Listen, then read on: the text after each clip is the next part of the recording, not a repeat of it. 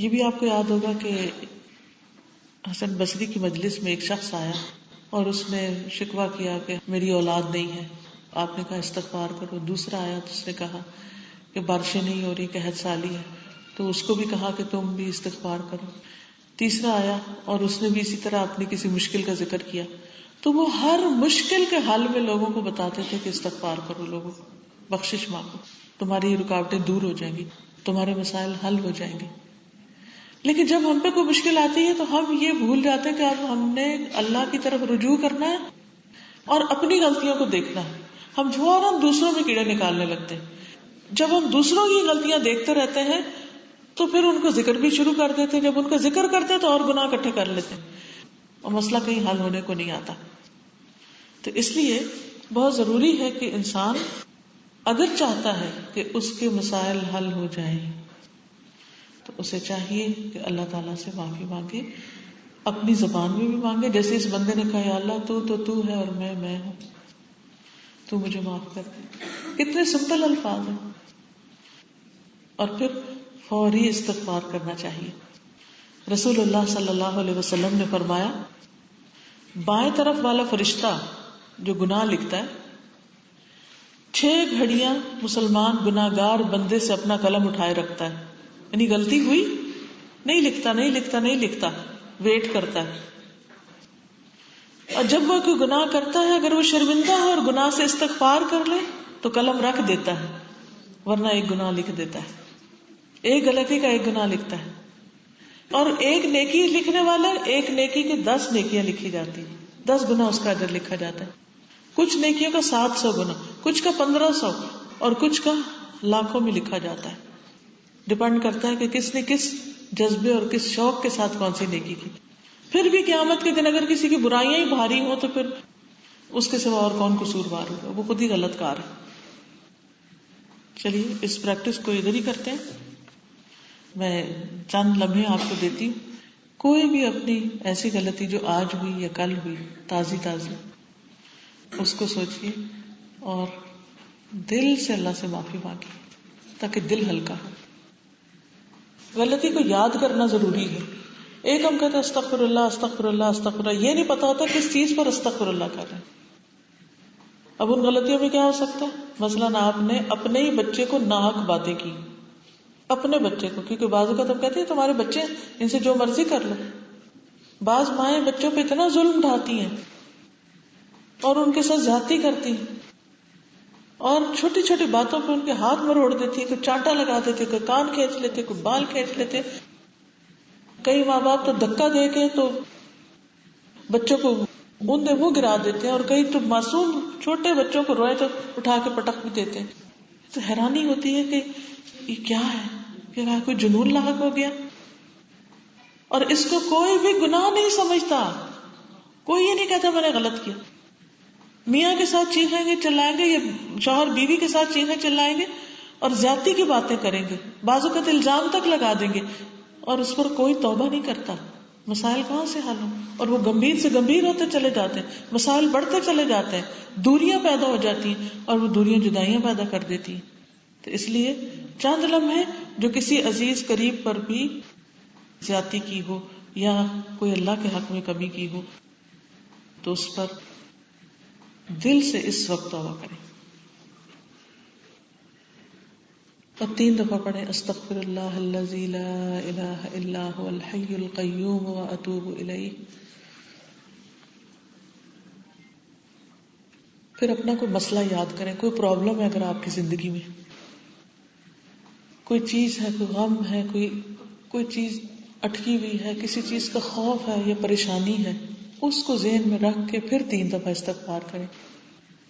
کیونکہ اللہ کا وعدہ ہے فَقُلْتُ اسْتَغْفِرُوا رَبَّكُمْ إِنَّهُ كَانَ غَفَّارًا يُرْسِلِ السَّمَاءَ عَلَيْكُمْ مِدْرَارًا وَيُمْدِدْكُمْ بِأَمْوَالٍ وَبَنِينَ وَيَجْعَلْ لَكُمْ أَنْهَارًا.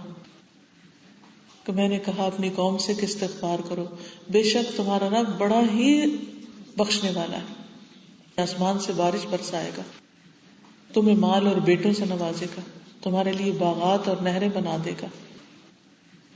دنیا کی بھی ساری نعمتیں استغفار کے بعد ملتی. کوئی چیز، رزق میں رکاوٹ ہے، شادی میں رکاوٹ ہے، تعلقات کی خرابی ہے، کوئی جادو کا شبہ ہے، کوئی نظر ہے، حسد ہے، کوئی بیماری ہے، کوئی چیز آپ کے ذہن میں ایسی ہے جو آپ کو پریشانی لاحق ہے، کیونکہ ذکر کی مجلسوں کو فرشتے گھیرے ہوئے ہوتے ہیں، اللہ کی رحمت برس رہی ہوتی ہے، کیونکہ ہم ایک نیک کام اور ایک عبادت کی حالت میں ہوتے ہیں. اس لیے اس پریشانی کو سوچ کے اب استغفار کریں.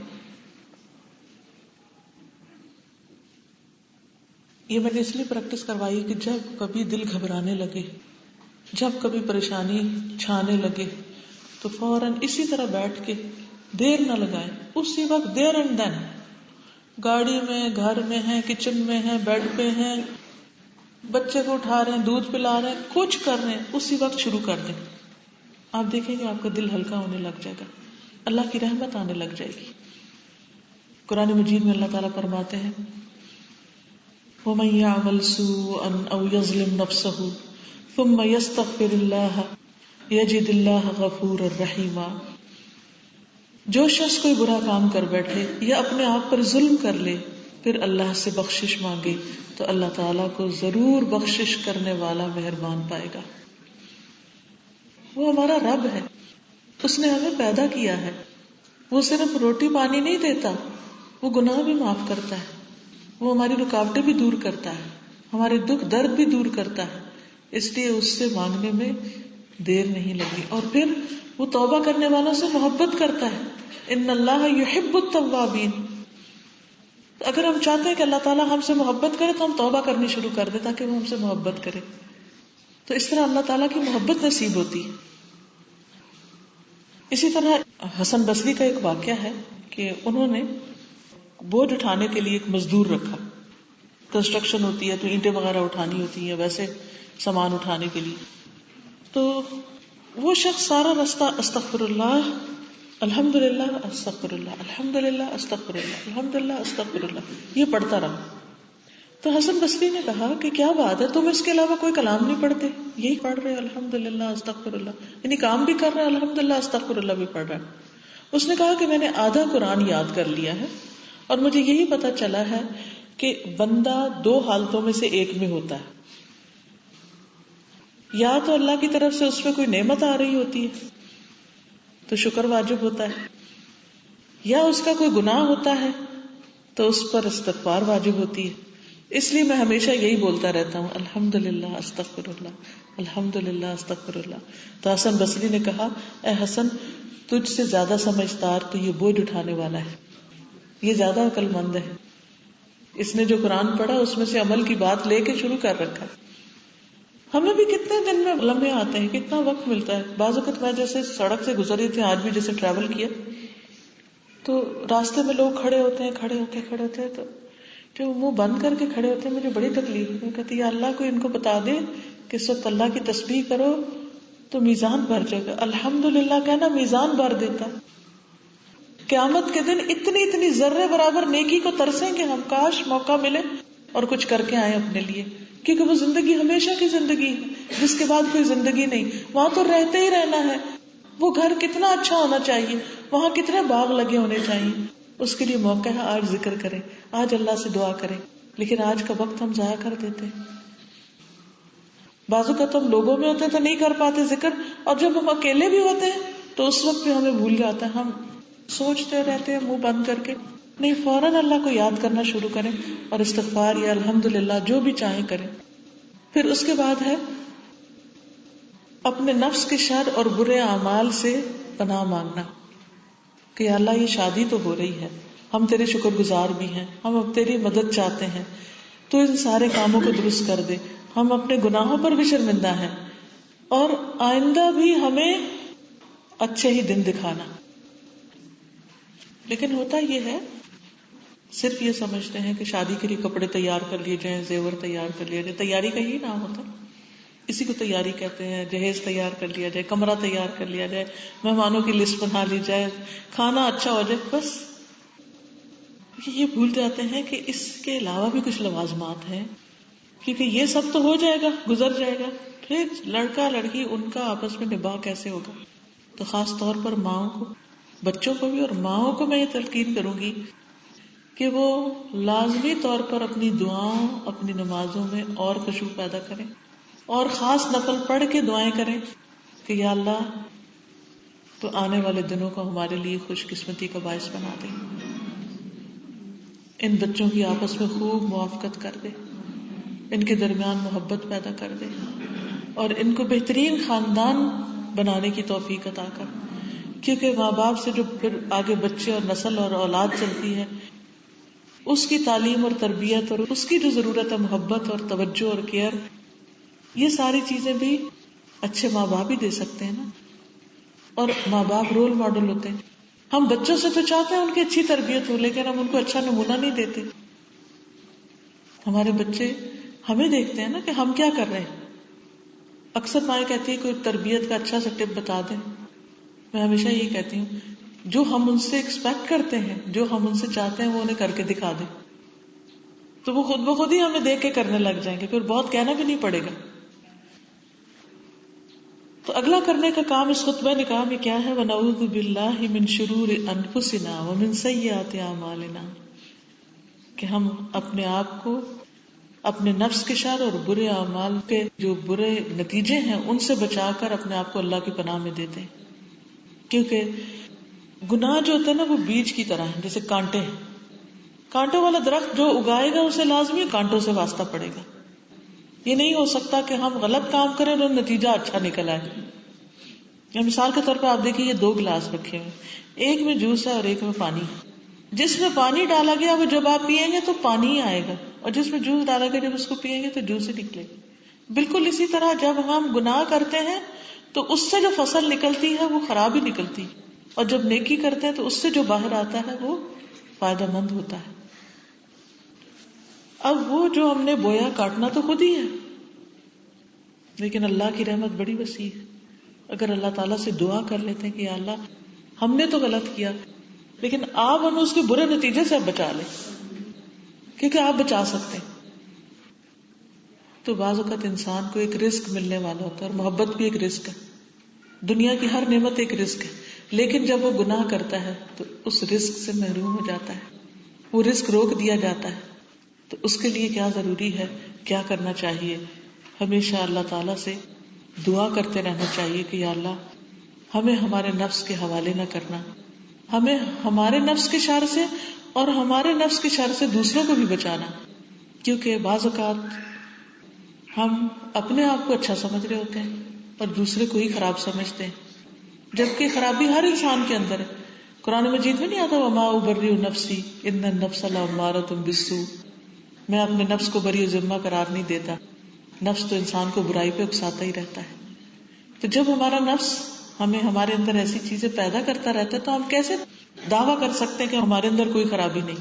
کہ نبی صلی اللہ علیہ وسلم کی تعلیمات سے بھی یہ پتہ چلتا ہے، اور قرآن مجید میں اللہ تعالیٰ فرماتے ہیں لَا تُزَكُّوا أَنفُسَكُمْ، اپنے آپ کو پاکیزہ مت کہو کہ ہم بہت اچھے ہیں. رسول اللہ صلی اللہ علیہ وسلم نے فرمایا تم میں سب سے بہتر وہ ہے جس سے خیر کی امید ہو اور اس کے شر سے امن ہو، اور سب سے برا وہ شخص ہے جس سے خیر کی توقع نہ ہو اور اس کے شر سے امن نہ ہو.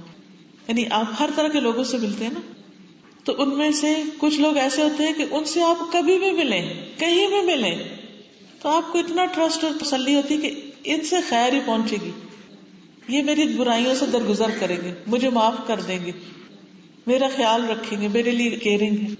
اور کچھ لوگوں سے ملتے ہیں تو آپ ڈرے ہوئے ہوتے ہیں کہ پتہ نہیں کون سی غلطی، اور غلطی نہ بھی ہو تو اس کو بھی غلطی بنا کے ذمہ کر دیں گے، اور کسی بھلائی کی توقع نہیں ہوتی. لیکن کیوں ملتے ہیں آپ؟ کبھی مجبوری ہوتی ہے، کبھی رشتہ داری ہوتی ہے، کبھی کوئی ایسا موقع ہوتا ہے کہ جس کو آپ اوائڈ نہیں کر سکتے، آپ کو ملنا ہی پڑتا ہے. لیکن جب ملتے ہیں یوں لگتا ہے کہ کانٹے کو ہاتھ لگا کے آ گئے. بات کریں گے تو مذاق اڑائیں گے یا ٹانٹ کریں گے یا اپنے آپ کو بڑا ثابت کریں گے. تو پھر انسان کا دل چاہتا ہے کہ کہیں چھپ ہی جائے ان سے، لیکن چھپ بھی نہیں سکتا کیونکہ انسان ہے، انسانوں کی ضرورت بھی ہوتی ہے. تو اللہ کے رسول صلی اللہ علیہ وسلم نے جو ہمیں بتایا کہ اللہ کی نظر میں سب سے اچھا وہ ہے جس سے انسانوں کو خیر کی توقع ہو، کہ یہ بندہ جو ہے نا یہ میرا بھلا ہی چاہتا ہے، یہ میرے لیے بڑا سنسیئر ہے، یہ میرے لیے خیر چاہتا ہے، اس کے اندر میرے لیے کوئی شر نہیں ہے. تو اب دیکھیے کہ ہم سب اپنے آپ کو جانچ کے دیکھیں کہ ہم کیا لوگوں کے لیے خوشیوں کا پیغام ہے یا لوگوں کے لیے ایک مصیبت کا پیغام ہے. جیسے ایک حدیث میں آتا نا کہ کچھ لوگ خیر کی کنجیاں ہوتے ہیں اور شر کے تالے ہوتے ہیں، اور کچھ لوگ شر کی کنجیاں ہوتے ہیں اور خیر کے تالے ہوتے ہیں. یعنی وہ جہاں جائیں کچھ لوگ بس وہ وہاں خیر ہی پھوٹے گی اور شر کا دروازہ بند ہوگا، اور کچھ لوگ جہاں جائیں، کسی خاندان میں جائیں، کسی مجلس میں جائیں، شر ہی پھیلا کے آئیں گے اور وہاں سے خیر برکت اٹھ ہی جائے گی. اب ہمیں سوچنا چاہیے کہ ہم کیا ہیں، ہم کیا ہیں. ایک اور حدیث سے پتہ چلتا ہے کہ اپنے شر سے دوسروں کو بچانا بھی صدقہ ہے. ابو ذر رضی اللہ عنہ فرماتے ہیں میں نے عرض کیا اے اللہ کے رسول صلی اللہ علیہ وسلم اعمال میں کون سا عمل سب سے افضل ہے؟ آپ نے فرمایا اللہ پر ایمان اور اس کے راستے میں جہاد. میں نے عرض کیا کون سا غلام آزاد کرنا سب سے افضل ہے؟ فرمایا جو اس کے مالک کے نزدیک سب سے اچھا اور قیمتی ہو. میں نے عرض کیا اگر میں ایسا نہ کر سکوں، یہ سب کام میں بڑے بڑے نہ کر سکوں، تو آپ نے فرمایا کسی کے کام میں اس سے مدد کر دو، یعنی اس کو فیسیلیٹیٹ کر دو، یا کسی بے ہنر آدمی کی مدد کر دو، یعنی اس کو کوئی اسکل سکھا دو کہ وہ اپنے کمانے کے قابل ہو جائے. میں نے عرض کیا اگر اس میں سے بھی کچھ نہ کر سکوں پھر میں کیا کروں؟ تو آپ نے فرمایا اپنے شر سے دوسروں کو محفوظ رکھو، کسی کو تکلیف نہ دو.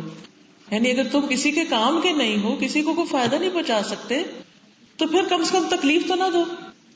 تو ہر انسان کی جو ویلیو ہے نا، جو قیمت ہے، وہ اس میں ہے کہ وہ دوسروں کے لیے کتنے بھلے کا، کتنے فائدے کا ہے. اور کسی انسان کے لیے سب سے ذلت کی جگہ یہ ہے کہ وہ دوسروں کی نگاہوں میں کتنا ذلیل ہے اور کس قدر تکلیف دینے والا انسان ہے. تو اس لیے ہمیں اس چیز کا شادی کے بعد بھی، شوہر بیوی کی حیثیت سے بھی، اور ساس بہو کی حیثیت سے بھی، خاندان کے افراد کی حیثیت سے بھی یہ ضرور خیال رکھنا چاہیے کہ ایسی بات نہ کریں، ایسا طریقہ اختیار نہ کریں، حتیٰ کہ ایسا لہجہ اختیار نہ کریں کہ جو دوسروں کے لیے اذیت کا باعث ہو. کیونکہ جو برے اعمال ہیں ان کے آثار بھی برے ہوتے ہیں. یعنی اگر آپ وہ کہتے ہیں نا راکھ، اگر آپ راکھ پھینک رہے ہیں تو ہر چیز کے اوپر راکھ ہی نظر آئے گی. آندھی چلے گی تو آندھی ہی ہوگی، مٹی پھیلے گی ہر طرف، ہر چیز کے اوپر. کیونکہ اللہ تعالیٰ فرماتے ہیں ظہر الفساد فی البر والبحر بما کسبت ایدی الناس. سمندر اور خشکی میں فساد پھیل گیا اس وجہ سے جو لوگوں کے اپنے ہاتھوں کی کمائی ہے، لوگوں نے خود پھیلایا. یہ جتنی بھی پولوشن اور انوائرمنٹ کے مسئلے اور گلوبل وارمنگ اور یہ ساری چیزیں، جتنے بھی پرابلمز ہیں، یہ انسانوں کے خود ساختہ ہے. تو گھر کے اندر فساد ہو یا گھر کے باہر ہو یا پوری دنیا میں ہو، اللہ سبحانہ وتعالیٰ میں یہ بتا رہے ہیں کہ یہ تمہارے اپنے ہاتھوں کا قصور ہے، تمہاری اپنی غلطیاں جو تمہارے سامنے آ رہی ہیں. اب ہم تو ہیں ہی غلط کار، تو دعا یہ کرنی چاہیے کہ اللہ ہمیں ہماری غلطی کے اثر سے بچا لے. پھر اسی طرح اللہ تعالیٰ یہ بھی فرماتے ہیں وَمَا أَصَابَكُم مِّن مُّصِيبَةٍ فَبِمَا كَسَبَتْ أَيْدِيكُمْ وَيَعْفُو عَن كَثِيرٍ. اور جو بھی تمہیں کوئی مصیبت پہنچی اس کی وجہ یہ ہے جو تمہارے ہاتھوں نے کمایا، اور وہ بہت سی چیزوں سے درگزر کر جاتا ہے. یعنی تمہاری غلطیوں کو معاف کر دیتا ہے، ورنہ اگر ہر غلطی پہ اللہ تعالیٰ لوگوں کو پکڑنا شروع کرے تو زمین پہ کوئی جاندار زندہ ہی نہ رہے، کوئی رہ ہی نہیں سکتا، کیونکہ ہر کوئی غلطی کرتا ہے، پھر کوئی بچ ہی نہیں سکتا. اور پھر یہ بھی ہے کہ ہمیں اس لیے بھی اپنے آپ کو ساتھ ساتھ معافی مانگتے چلے جانا چاہیے، اور برائی کرنے کے بعد اچھائی کر لینی چاہیے، اور دوسروں کو بھی معاف کر دینا چاہیے تاکہ اللہ تعالیٰ ہمیں معاف کرے. اور پھر یہ بھی ساتھ یہ کہ جب انسان غلطیاں کرتا چلا جاتا ہے اس کا دل سیاہ ہو جاتا ہے، دل سخت ہو جاتا ہے، تو نیکی کی توفیق چھن جاتی. اس لیے بھی گناہوں سے بچنا چاہیے کہ دل کالا ہوتا ہے. انسان کے وہ غم اور تکلیف کے آثار جو ہیں پھر اس کے سارے چہرے پہ اور ہر چیز پر آنے لگتے ہیں، اس کا سکون لٹ جاتا ہے. تو غلطی ہو تو معافی مانگ لی جائے، اصرار نہ کیا جائے، جسٹیفیکیشن نہ دی جائے، عذر نہ تراشے جائیں. خصوصاً خاندانی تعلقات میں میاں بیوی کے جھگڑوں میں ہر ایک دوسرے کو بلیم کر رہا تھا، اپنی غلطی کوئی نہیں مانتا. جب کوئی غلطی نہیں مانتا تو اصلاح نہیں ہوتی، اور پھر اللہ تعالیٰ کی طرف سے بھی رحمت نہیں آتی. کیونکہ اللہ تعالیٰ قرآن مجید میں جھگڑوں کا علاج کیا بتاتے ہیں؟ ان یریدا اصلاحا یوفق اللہ بینہما.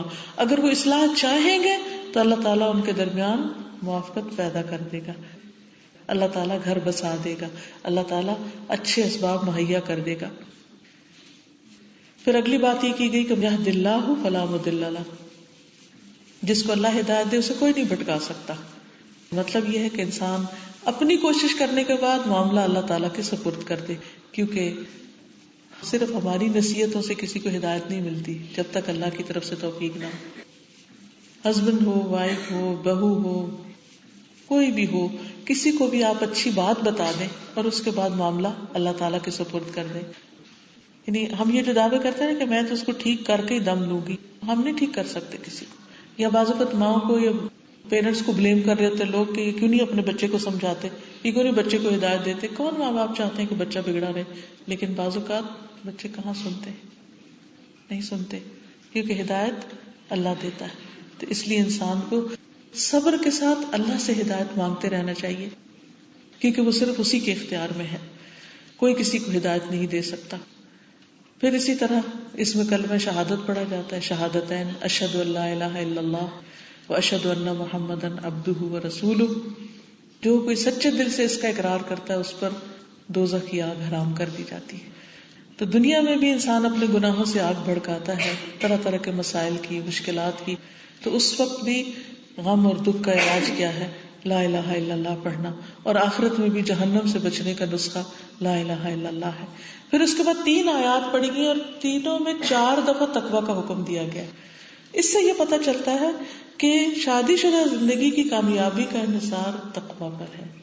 اور تقویٰ کیا ہے؟ اللہ سے ڈرو. اتقوا اللہ، لوگوں اللہ سے ڈرو، کیونکہ کوئی کسی کے اوپر ہر وقت نگرانی نہیں کر سکتا کہ دیکھے کہ کون اچھا کر رہا ہے اور کون برا کر رہا ہے. کوئی کسی کا پوری طرح جائزہ نہیں لے سکتا. یہ اللہ سبحانہ وتعالیٰ ہی ہے کہ جو بندوں کو پرکھ سکتا ہے، وہی ہدایت دے سکتا ہے، وہی راہ دکھا سکتا ہے، وہی دلوں کو نرم کرتا ہے. انک علی کل شیء قدیر. اگر ہم چاہتے ہیں کہ ہماری اپنی شادیاں اور ہمارے بچوں کی شادیاں کامیاب ہوں تو اس کے لیے ان کو سب سے زیادہ اللہ کا ڈر اور اللہ کے تقویٰ کی بات سکھائیں، اور خود اپنے لیے بھی اسی لباس کو پہنے، یعنی لباس التقویٰ. ابن عمر کہتے ہیں کہ جو اپنے رب کا تقویٰ اختیار کرے اور صلہ رحمی کرے، یعنی رشتہ داروں سے اچھا سلوک کرے، اس کی موت میں تاخیر کر دی جاتی ہے، یعنی اس کو لمبی عمر دی جاتی ہے، اور اس کے مال میں اضافہ کر دیا جاتا ہے. اللہ زیادہ نعمتیں دیتا ہے اور اس کے گھر والے اس سے محبت کرنے لگتے ہیں. تو یہ تقویٰ کے فائدے ہیں اور صلہ رحمی کے. 3 چیزیں: موت میں تاخیر، مال میں اضافہ اور گھر والوں کی محبت. کون نہیں چاہتا ان میں سے کوئی ایک چیز بھی؟ ہم سب یہ چاہتے ہیں. اور اس کے لیے کیا ہے کہ ہمیں خود کچھ کرنا ہے. اللہ کے معاملے میں اللہ سے ڈرنا ہوگا، اور بندوں کے معاملے میں وہ نہ بھی ہم سے اچھا کرے تو ہم ان کے ساتھ اچھا کرتے رہیں. اور ویسے بھی تقویٰ ہر نیکی کی بنیاد ہے، کیونکہ اللہ تعالیٰ کی اگر محبت ہمارے دل میں ہوگی، تقویٰ میں محبت بھی پائی جاتی ہے اور ڈر بھی پایا جاتا ہے. اگر اللہ تعالیٰ سے محبت ہوگی تو آپ دیکھیں گے کہ انسان مشکل سے مشکل کام آسانی سے کر لے گا. اور اگر اللہ تعالیٰ سے محبت نہیں، صرف بندوں کی خاطر کچھ کرنا پڑے تو بعضوں کا چھوٹا سا کام بھی بہت مشکل لگتا ہے. پھر اسی طرح جو تقویٰ ہے بیسیکلی اس کا حکم اتنا زیادہ دیا گیا ہے کہ قرآن مجید کے بالکل آغاز میں اللہ تعالیٰ فرماتے ہیں کہ اس کتاب کی سمجھ بھی ان کو آئے گی جو تقویٰ والے ہیں. ذالک الکتاب لا ریب فیہ ھدی للمتقین. پھر خطبہ نکاح میں بھی آپ دیکھیے کہ یا ایھا الذین آمنوا اتقوا اللہ حق تقاتہ ولا تموتن الا وانتم مسلمون. کہ اے لوگوں جو ایمان لائے ہو تقویٰ اختیار کرو جیسا تقویٰ کرنا چاہیے. یعنی صرف زبان سے نہ کہو کہ میں اللہ سے ڈرتا ہوں، حقیقت میں اللہ سے ڈرنے والا. اور اللہ سے ڈرنے والے کا مطلب کیا ہے کہ انسان اللہ کے ڈر سے اپنی زبان روک لے، کوئی غلط بات منہ سے نہ نکالے. بعض اوقات ایسا ہوتا ہے کوئی ہمارے اوپر الزام لگا رہا ہوتا ہے، زیادتی کر رہا ہوتا ہے اور ہمیں پتا ہوتا ہے یہ جھوٹ کہہ رہا ہے، تو ہم جواباً الزام تراشی نہیں کریں گے. کیوں؟ کیونکہ ہمیں اللہ سے ڈر لگتا ہے، کیونکہ اللہ دیکھ رہا ہے. اصل میں تقویٰ اس بات کے احساس کا نام ہے کہ ہمارا رب ہمیں دیکھ رہا ہے. بہت سے جھگڑے فساد لڑائیاں کیوں ہوتے ہیں؟ جب غلط بیانی کی جاتی، دوسروں کے اوپر غلط جھوٹے الزام لگا دیے جاتے ہیں. لیکن جس کے اندر اللہ کا ڈر ہوگا وہ ایسا نہیں کرے گا، اور جو ایسا نہیں کرے گا وہ مشکلات میں نہیں پھنسے گا. پھر اسی طرح دوسری آیت میں کہا گیا ہے کہ یا ایھا الناس اتقوا ربکم، اے لوگوں اپنے رب سے ڈرو، الذی خلقکم من نفس واحدہ، جس نے تمہیں ایک جان سے پیدا کیا. یعنی آدم علیہ السلام سے حوا کو پیدا کیا، پھر اس سے اس کا جوڑا بنایا اور دونوں سے بہت سے بچے دنیا میں پھیلا دیے. آج ہم دیکھیں جتنی بھی دنیا میں مخلوق ہے سب آدم کے بچے ہیں، سب آدم کی اولاد ہے. اس رشتے میں ہر ایک دوسرے سے کسی نہ کسی طرح رشتے داری ہے. اور پھر خاص طور پر رشتے داریوں کے بارے میں اللہ سے ڈرنے کا حکم، واتقوا اللہ الذی تساءلون بہ والارحام. کیونکہ بعض شادیاں خاندانوں کے اندر ہی ہو جاتی ہیں، جب شادی میں کوئی کمی بیشی ہوتی ہے تو خاندان ٹوٹ جاتے ہیں، اور جب خاندان ٹوٹتے ہیں تو ایک فساد پھیلتا ہے، بچے محبت سے محروم ہوتے ہیں، آپس کا تعاون ایک دوسرے کو نہیں ملتا. انسان کی دنیا میں بھی مشکلات آتی ہیں اور آخرت میں بھی آتی ہیں. تو اس لیے بہت ضروری ہے کہ انسان اپنے اوپر اللہ کی نگرانی کو سمجھتے ہوئے اللہ سے ڈرتا رہے، کیونکہ فرمایا ان اللہ کان علیکم رقیبا، اللہ تعالیٰ تم پر خود نگرانی کر رہا ہے. اور جو اللہ سے ڈرتا ہے، قرآن مجید میں آتا ہے، اس کے لیے مشکلات سے نکلنے کا راستہ بن جاتا ہے. وَمَن يَتَّقِ اللَّهَ يَجْعَل لَّهُ مَخْرَجًا وَيَرْزُقْهُ مِنْ حَيْثُ لَا يَحْتَسِبُ. جو اللہ کا تقوی اختیار کرے گا اللہ اس کے لیے مشکل سے نکلنے کا راستہ بنا دے گا، اور اس کو وہاں سے رزق عطا کرے گا جہاں سے اس کا گمان بھی نہیں. وہاں سے رزق آئے گا کہ اس نے سوچا بھی نہیں ہوگا، کبھی خواب میں بھی نہیں دیکھا ہوگا. اور یہ صرف اس شخص کے لیے وعدہ ہے اور خوشخبری ہے جو صرف اللہ کے ڈر سے کسی پر زیادتی نہ کرے، اللہ کے ڈر سے کوئی غلط کام نہ کرے کہ میرا رب مجھے دیکھ رہا ہے. پھر معاملات میں آسانیاں ہو جاتی ہیں جو تقوی اختیار کرتا ہے. فرمایا وَمَن يَتَّقِ اللَّهَ يَجْعَل لَّهُ مِنْ أَمْرِهِ يُسْرًا.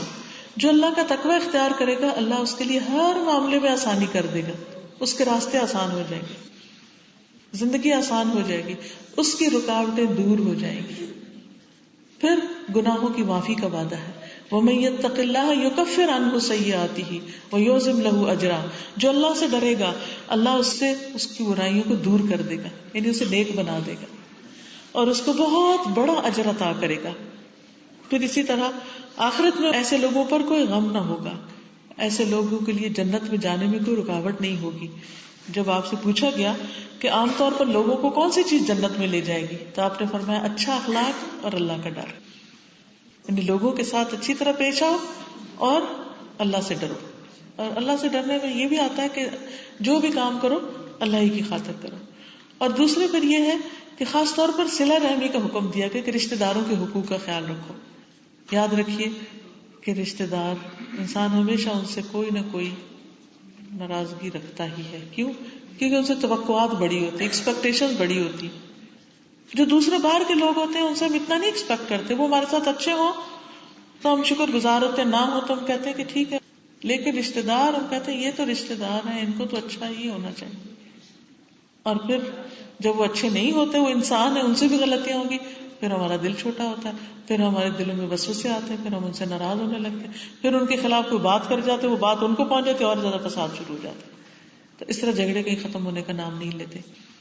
رسول اللہ صلی اللہ علیہ وسلم نے فرمایا جس شخص کو یہ بات پسند ہو کہ اس کی عمر میں برکت اور رزق میں اضافہ ہو جائے، اسے چاہیے کہ اپنے والدین کے ساتھ نیکی کرے اور صلہ رحمی کیا کرے. یعنی ہم میں سے ہر شخص یہ چاہتا ہے کہ اللہ سبحانہ وتعالی اس کے عمر اور رزق میں برکت دے. تو جو بھی چاہتا ہے اسے چاہیے کہ والدین سے اچھا کرے، ماں باپ سے اچھا کرے. اور اس میں ہمیں اپنے شوہروں کی مدد کرنی چاہیے کہ وہ اپنے والدین کے ساتھ حسن سلوک کر سکے. بعض اوقات ماں باپ بوڑھے ہوتے ہیں، زیادتی بھی کر جاتے ہیں، تو اس وقت ان کی جگہ اپنے ماں باپ کو رکھ کے سوچنا چاہیے کہ ہمارے والدین ہوتے تو بچپن میں کتنی دفعہ انہوں نے ہمیں کیسا کیسا ڈانٹا بھی ہے، تو ہم نے ان کو چھوڑ تو نہیں دیا. تو اگر ساس یا سسر میں سے کوئی زیادتی کر جاتا ہے تو چھوڑ تو نہیں دیتے، کیونکہ ہم چاہتے ہیں کہ شوہر کی ساری آمدنی ہمارے لیے ہو، اور ہم یہ بھول جاتے ہیں کہ ہو سکتا ہے اس کا اپنے والدین کے ساتھ اچھا کرنا اس کے لیے رحمتوں کا باعث ہو. اس معاملے میں دل کھلا رکھنا چاہیے. اس کا یہ مطلب نہیں کہ شوہر کو یہ حق مل گیا کہ بیوی بچوں کا حق مار کے سب کچھ والدین کو ہی دے دے، یہ بھی زیادتی ہے. لیکن اولاد کو دینے کے ساتھ ساتھ والدین کی ضروریات پوری کرنے میں دل چھوٹا نہیں ہونا چاہیے. پھر اسی طرح جو شخص صلہ رحمی کرتا ہے اس کو دنیا میں جلدی اس کا اجر مل جاتا ہے. حدیث میں آتا ہے جس نیکی کا بہت جلد اجر ملتا ہے وہ صلہ رحمی ہے. یہاں تک کہ کچھ گھرانوں کے لوگ فاجر و فاسق ہوتے ہیں، جب وہ صلہ رحمی کرتے ہیں تو ان کے مال بڑھ جاتے ہیں، ان کے افراد کی کثرت ہو جاتی ہے. پھر اسی طرح نبی صلی اللہ علیہ وسلم نے فرمایا جو شخص صلہ رحمی کے لیے جتنا زیادہ عطیہ دیتا ہے اللہ تعالیٰ اس کے مال میں اتنا ہی اضافہ کر دیتا ہے. یعنی آپ اپنے رشتے داروں کو جو دیں گے اللہ تعالیٰ واپس آپ پر لوٹا دے گا. لیکن جو شخص رشتہ توڑے اللہ سبحانہ و تعالیٰ اس کو دنیا میں بھی سزا دیتے ہیں. اور حدیث میں آتا ہے کہ قاطع رحم جو وہ جنت میں نہیں داخل ہو سکے گا. پھر اسی طرح صلہ رحمی جو ہے اس کا اجر ایمان کے ساتھ ہے. اور آخری آیت کیا ہے؟ ان اللہ کان علیکم رقیبا، بے شک اللہ تم پر نگرانی کر رہا ہے. یعنی جو بھی تم شکر کرو گے، استغفار کرو گے، ذکر کرو گے، لوگوں کے حقوق کا خیال رکھو گے، ان ساری چیزوں میں یاد رکھو تم یہ سب کچھ اللہ کے لیے کرو گے کہ وہ ڈائریکٹ دیکھ رہا ہے کہ میرا بندہ کہاں کیا کر رہا ہے، کہاں ڈنڈی ماری، کہاں اچھا کیا، کہاں نہیں کیا. تو جو شخص اللہ سے ڈرتے ہوئے اچھے کام کرے گا اللہ سبحانہ و تعالیٰ اس کو اتنا بدلہ دے گا. یعنی کہ یہ صرف بندے اور رب کا کنیکشن ہوتا ہے نا کہ وہ کہتا ہے کہ صرف میرے رب کو ہی پتا ہے جو میں کر رہا ہوں. تو جب صرف رب کو پتا ہے تو رب بھی اس کو وہ دے گا جو کسی اور کو پتا نہ ہو، ان گنت. پھر اسی طرح اللہ سبحانہ تعالیٰ کی نگرانی ہی اصل نگرانی ہے. فرشتے بھی نگران ہیں لیکن جو چیز اللہ تعالیٰ دیکھ رہا ہے وہ کوئی اور نہیں دیکھ رہا. تو اس لیے چھپی ہوئی نیکیوں کا بڑا فائدہ ہے. قیامت کے دن جب کوئی سایہ نہ ہوگا تو 7 لوگ عرش کے سائے تلے ہوں گے. ان میں سے ایک وہ شخص جس کا دایاں ہاتھ دے تو بائیں کو پتہ بھی نہ ہو، یعنی چھپا کے صدقہ کرنے والا، صرف اللہ کی خاطر کرنے والا. پھر اسی طرح انسان کو اپنے عمل کی اور آخری عمل کی فکر کرنی چاہیے. اور پھر یا ایھا الذین آمنوا اتقوا اللہ وقولوا قولا سدیدا یصلح لکم اعمالکم، اپنی زبان کی اصلاح کر لو اللہ تمہارے حالات درست کر دے گا. اتنا کام کا نقطہ ہے جو سارے ریلیشن کو صحیح کر دے گا. تعلقات کی خرابی اصل میں زبان کی خرابی سے ہوتی ہے. بعض اوقات ایک عورت سارا دن گھر کے کام کر کر کے چور ہوتی اور رحم کی مستحق ہوتی، لیکن ایک سخت بات کر کے وہ ظالم بن جاتی ہے اور باقی لوگ مظلوم بن جاتے ہیں. اس سے بچنے کی ضرورت ہے.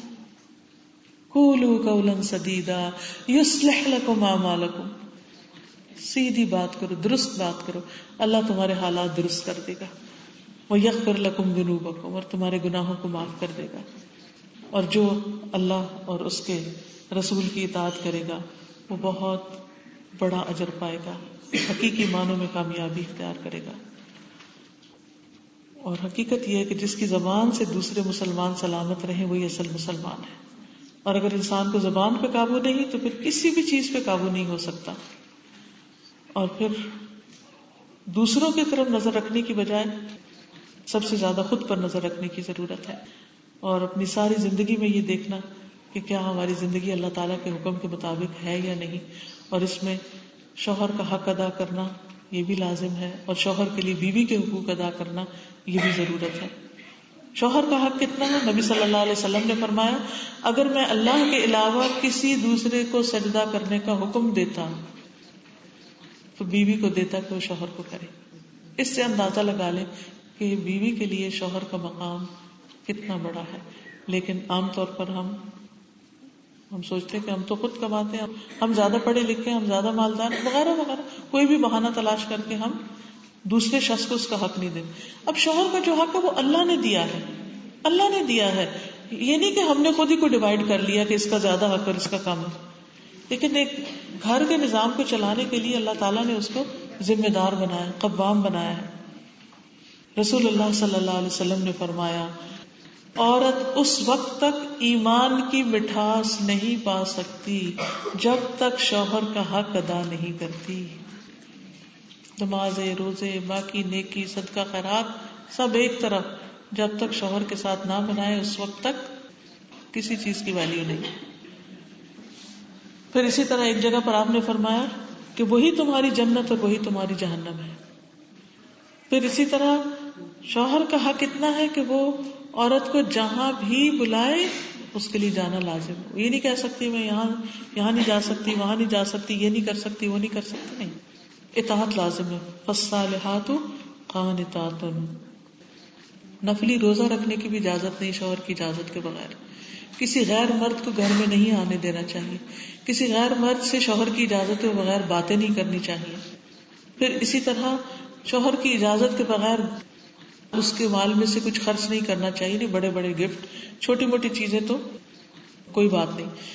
پھر بیوی کے بھی کچھ حقوق ہیں، صرف شوہر کے نہیں ہیں. اور بیوی کے حقوق میں کیا آتا ہے؟ نبی صلی اللہ علیہ وسلم نے فرمایا کہ جیسے تمہارے ان پر حقوق ہیں اسی طرح ان کے تم پر حقوق ہیں.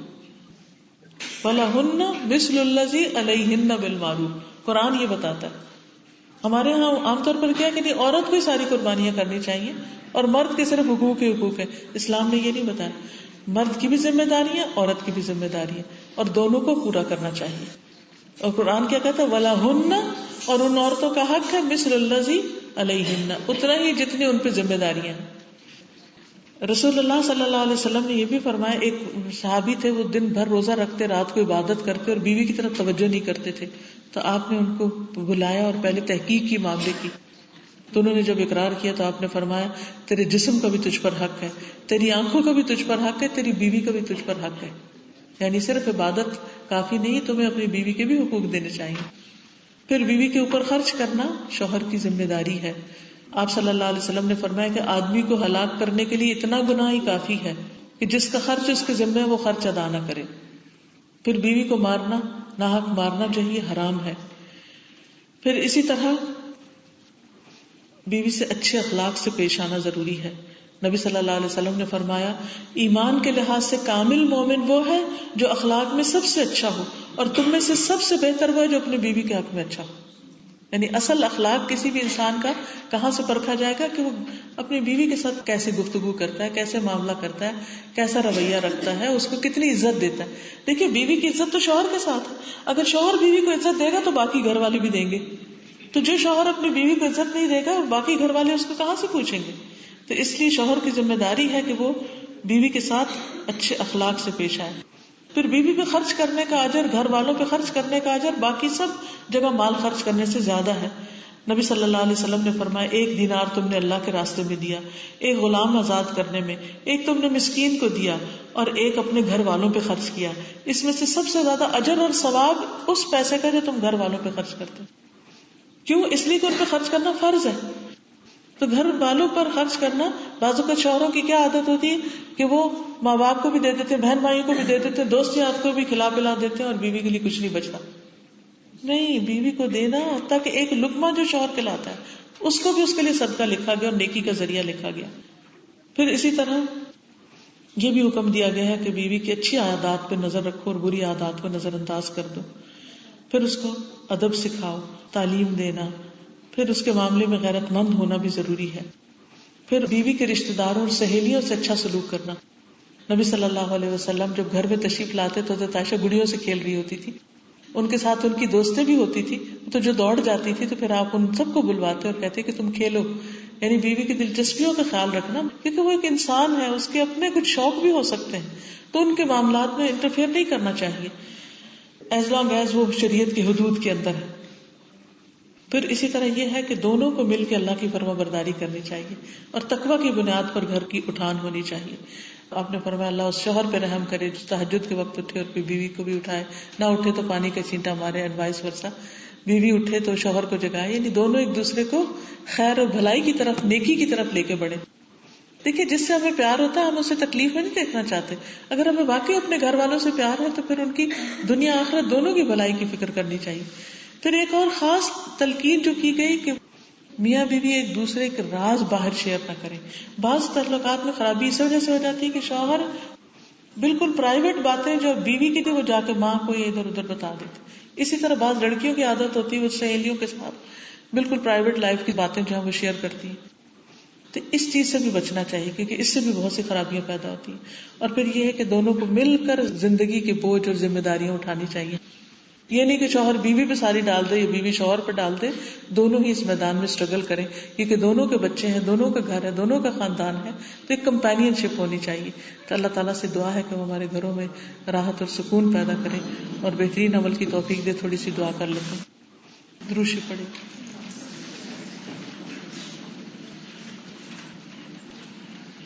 سبحان اللہ والحمد للہ ولا الہ الا اللہ واللہ اکبر ولا حول ولا قوة الا باللہ العلی العظیم. اللهم صل على محمد وعلى آل محمد كما صليت على إبراهيم وعلى آل إبراهيم إنك حميد مجيد. اللهم بارك على محمد وعلى آل محمد كما باركت على إبراهيم وعلى آل إبراهيم إنك حميد مجيد. ربنا آتنا في الدنيا حسنة وفي الآخرة حسنة وقنا عذاب النار. ربنا هب لنا من أزواجنا وذرياتنا قرة أعين واجعلنا للمتقين إماما. ربنا لا تؤاخذنا إن نسينا أو أخطأنا. ربنا ولا تحمل علينا إصرا كما حملته على الذين من قبلنا. ربنا ولا تحملنا ما لا طاقة لنا به واعف عنا واغفر لنا وارحمنا أنت مولانا فانصرنا على القوم الكافرين. یا حی یا قیوم برحمتک نستغیث. یا اللہ پاک جو کچھ ہم نے پڑھا سنا ہے ہمیں اس پر عمل کی توفیق عطا فرما. اللہ ہمارے گھروں میں سکون پیدا کر دے. اللہ ہمارے گھروں میں باہم محبت پیدا کر دے. اللہ ٹوٹے ہوئے دلوں کو جوڑ دے. اللہ ہمارے تعلقات سب کے گھروں کے اچھے کر دے. خاندانوں کو آپس میں جوڑ دے. یا اللہ جن بچوں کا نکاح ہو رہا ہے اپنی رحمت کے ساتھ ان کو بہترین دنیا اور آخرت کی خوشگوار زندگی عطا فرما. ان بچوں کو ان کے والدین کے لیے آنکھوں کی ٹھنڈک بنا. یا اللہ ان کے درمیان باہم محبت اور اتفاق پیدا کر دینا. اللہ صالح اور نیک اولاد عطا فرمانا جو ان کے خاندانوں کے لیے صدقہ جاریہ بن جائے. یا رب العالمین تو ہر طرح کے حسد اور بری نظر سے محفوظ رکھنا. یا اللہ تو ہی دلوں میں موافقت پیدا کرنے والا ہے. یا اللہ ان منزلوں کو آسان کر دے اور دنیا کے فتنوں سے محفوظ رکھ. یا حی یا قیوم برحمتک استغیث لا الہ الا انت سبحانک انی کنت من الظالمین. یا اللہ ہم سب گناہ گار ہیں. اللہ تو ہمیں معاف کر دے اور ہمیں اپنا شکر گزار بندہ بنا. رب اعنی علی ذکرک و شکرک و حسن عبادتک. اللہ ہمیں ذکر کی توفیق دے, شکر کی توفیق دے, استغفار کی توفیق دے, اپنی بہترین عبادت کی توفیق عطا فرما. اللہ ہمارے نفسوں کو تقوی عطا فرما, ہماری زبانوں کو درست کر دے, ہمارے سینوں کے اندر سے ہر طرح کے بغض اور برے خیالات اور وسوسے دور کر دے. یا اللہ ہم میں کوئی طاقت نہیں کہ ہم اپنے آپ کو پاک کر سکیں. یا رب العالمین تو ہی پاک کرتا ہے. ہمارے دلوں کو ہر طرح کے شر سے پاک کر دے اور ہمارے اعمال نامے کو گناہوں سے پاک کر دے. یا رب العالمین تو ہمارا تزکیہ کر دے. یا اللہ جس طرح ہمیں دنیا کے گھروں کی فکر ہے ہمیں آخرت کی بھی فکر لگا دے. یا اللہ ہم سب کو جنت الفردوس میں جگہ عطا فرمانا. یا رب العالمین تو ہم سب پر اپنی رحمت فرمانا, ہمیں بلا حساب بخش دینا. اللہ جو لوگ یہاں آئے ہیں ان کے دلوں میں جو دعائیں ہیں نیک تمنائیں ہیں تو ان کو پورا فرما. یا حی یا قیوم برحمتک استغیث. یا اللہ جنہوں نے اس مجلس کا اہتمام کیا انہیں اس کا بہترین اجر عطا فرما. یا رب العالمین ان کے خاندان میں خوشیاں اور سکون پیدا فرما. یا اللہ جو کام کر رہے ہیں اس میں برکت پیدا فرما. یا اللہ تو ہم سب پر اپنی رحمتیں نازل فرما. یا اللہ سب پر برکتیں نازل فرما. ربنا تقبل منا انک انت السمیع العلیم وتب علینا انک انت التواب الرحیم. وصلی اللہ تعالی علی خیر خلقہ محمد وعلی آلہ واصحابہ واہل بیتہ اجمعین برحمتک یا ارحم الراحمین. الہی آمین. سبحانک اللہم وبحمدک اشہد ان لا الہ الا انت استغفرک واتوب الیک. السلام علیکم ورحمۃ اللہ وبرکاتہ.